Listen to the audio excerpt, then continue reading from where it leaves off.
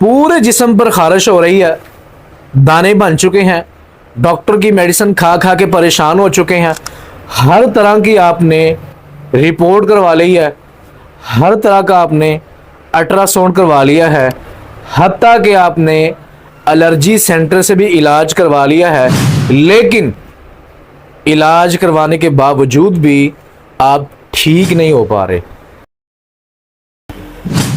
अस्सलामु अलैकुम वरहमतुल्लाहि वबरकातुहू। अल्हम्दुलिल्लाहि वहदा अम्मा बअद अऊज़ु बिल्लाहि मिनश शैतानिर रजीम बिस्मिल्लाहिर रहमानिर रहीम।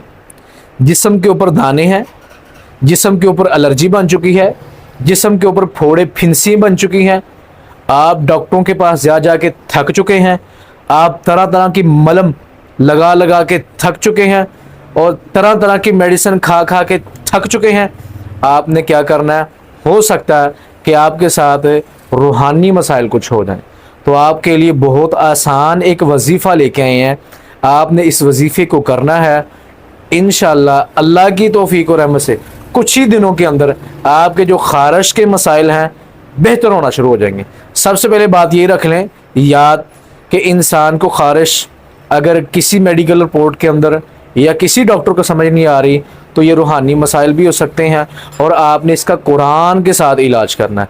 कोई भी बीमारी हो, कोई भी गम आ जाए, कोई भी परेशानी आ जाए, अल्लाह फरमाता मा अस्वाबकुम मिन मुसीबतिन, अल्लाह फरमा रहा है कि ए इंसान तुम पर जितने बीमारियाँ, जितने गम, जितनी परेशानियाँ, जितनी आफतें आती हैं तुम्हारे किए हुए अमाल हैं उसके नताइज हैं।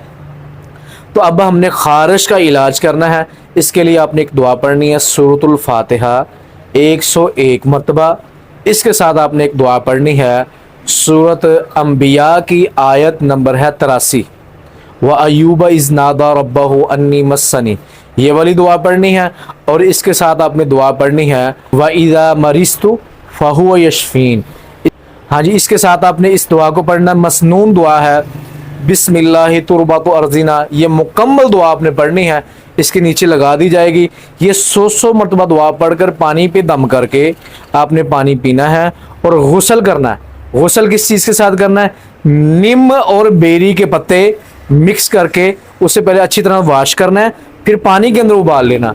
उबालने के बाद उस पानी के साथ आपने गुस्ल करना है, साथ में आपने अपना सदका देना है। इंशाअल्लाह 11 दिन तक आप ये अमल करेंगे, पुरानी से पुरानी खारिश है इंशाअल्लाह से, या जादू या जिन्नात की वजह से लगी हुई खारिश है तो इंशाअल्लाह से वो साफ़ हो जाएगी। सदका लाजम करना है और खाने में कोशिश करनी है ज़्यादा आपने जौ का दलिया खाना है, इंशाअल्लाह से आपका जिस्म साफ़ हो जाएगा। अस्सलामु अलैकुम वरहमतुल्लाहि वबरकातुहू।